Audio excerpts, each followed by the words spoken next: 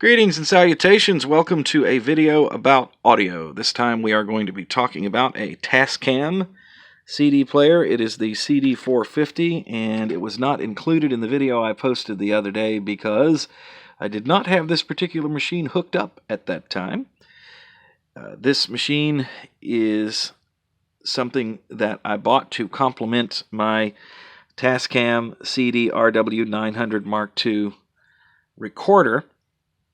And the big advantage of this machine is that you can send the audio from the CD out digitally into the recorder without going through any analog whatsoever and keep it in the digital domain. Yes, I know when I did the video and I was talking about the Tascam CD-450, I said I didn't care about such things, but then I got to thinking about it. This is a professional machine. It's no longer being manufactured, but you can still buy them. I found a couple of listings for them new in some places. They seem to have made a lot of these things. And it is a very nice CD player. The one I have I got off of eBay. And it is a high-hour machine. And you can tell by looking at the display that this thing was a rack queen. It sat in a rack for a long, long time and was powered up and got all kinds of use. And I have been wanting to do a video about it, but have yet to get to it. So I figured, hey, I'm testing out taking video on this camera. Let's see what it looks like. It's shaky cam right now. Sorry about that. Okay, so this machine, it's got a lot of features on it that somebody in a radio station or a recording studio would find very useful. Like it is set up right now to do auto cue. So if I go to track 3 on this disc, you see how it blinked real fast there and then the pause ready light came on. What that did was it actually listened to the beginning of the track, found where the audio started, and then backed up 1 frame. So when I hit this button, it's pretty much right there. I think there was a little noise at the beginning of that track, but if I go here, let's go to something. I've got the auto cue set very low too, minus 72 threshold, because a lot of times if you have auto cue set higher on a CD player like that, it'll clip, and I don't want it to clip. So let's see what happens here. And you can hear that got right dead on. So if you are looking for a place to pause, let's see, we wanted to start this track right here. And you wanted to check that. Okay, I say that's fine. And we use the call button, and it'll take us right back to that point where I paused it, and then I can start playing. So, yeah, it's got a lot of useful features on it. You can put it in a single play mode, where what it will do is it will stop playing after a track. You can also have it go into an auto-ready mode where it will basically go into auto-cue mode for the next track. So if you played track 1, it would stop at track 2.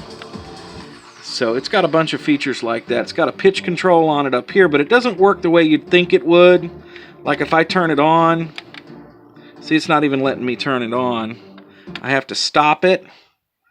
Then I have to turn the pitch control on. And then I have to set it. Let's see, I've got it set to +5. Let's make it real fast so we can hear a difference. All right, go back to the beginning of that track.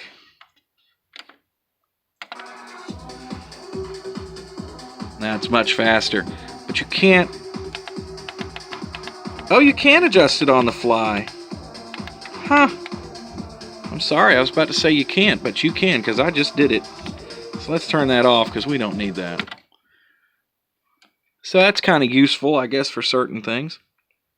Never been a big fan of pitching music, but if you're a dance DJ or something like that. These are rack mountable machines, which is pretty cool. Now let me show you why I bought it, and that is this has a digital output. And the digital output on the machine feeds nicely into my digital CD recorder down here. So if we put the CD recorder into monitor mode and turn it into a DAC, so right now I've turned it on where whatever I feed into it, it'll just feed out the analog and the digital, but it'll feed out whatever you get the idea. It's going to put out whatever I send it digitally, and we'll be able to hear it. So let's go down here and put that on track 4. Go down to the amplifier, and we will put it on the CD recorder. Now when I press play, you see that we're seeing it on the meter there.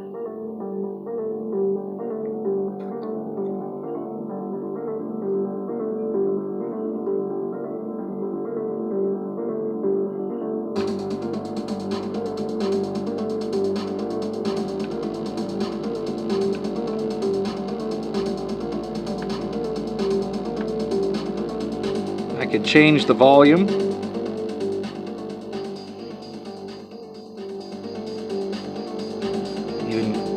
Even amplify it at overdrive if I want to.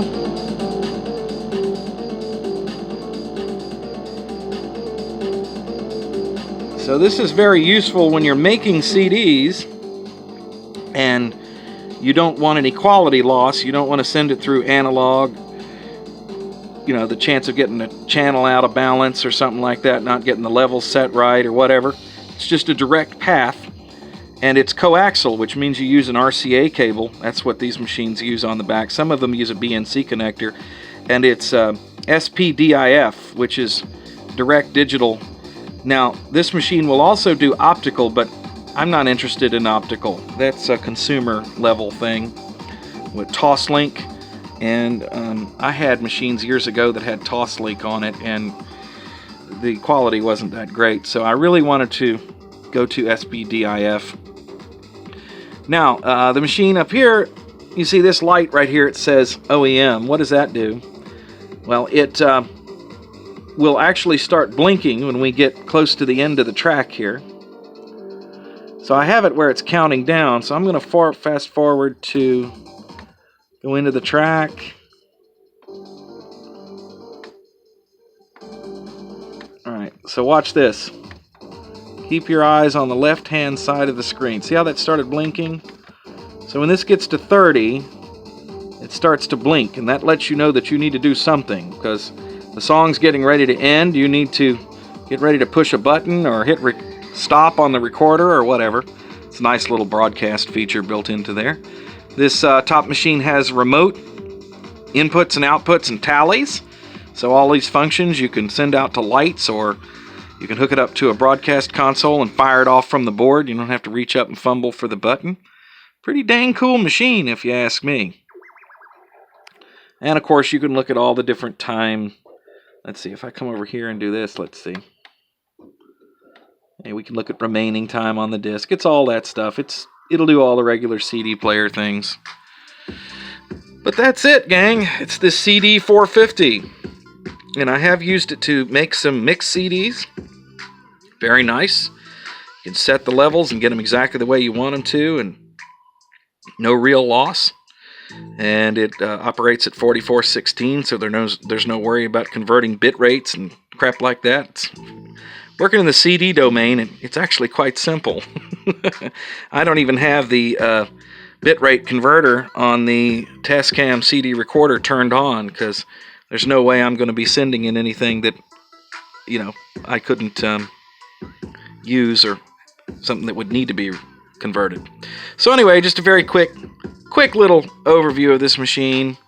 Got some direct. This is how you can change your tracks directly here. Or you can search for tracks directly. Won't do anything when it's playing. So let's see. Let's go. Let me hit stop here. Stop, please. Thank you. And if I go to track 2, oh, I have to do O. I have to do O2? I think so. Yep. Don't use that function. There you go, and it auto-cued it. So you can use that to where, just manually put in tracks on the disc. It'll also search by disc index here, which is something you don't see too often.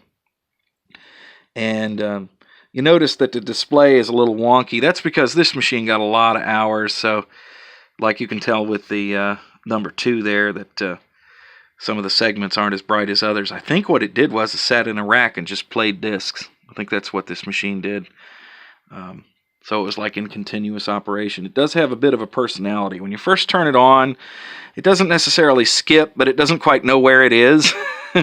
And you have to kind of let it warm up. I'm not sure what that is. That's either a logic problem or it's a laser issue.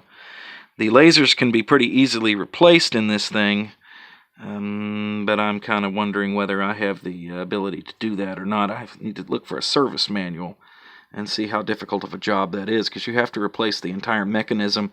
And I did find them. They're relatively cheap.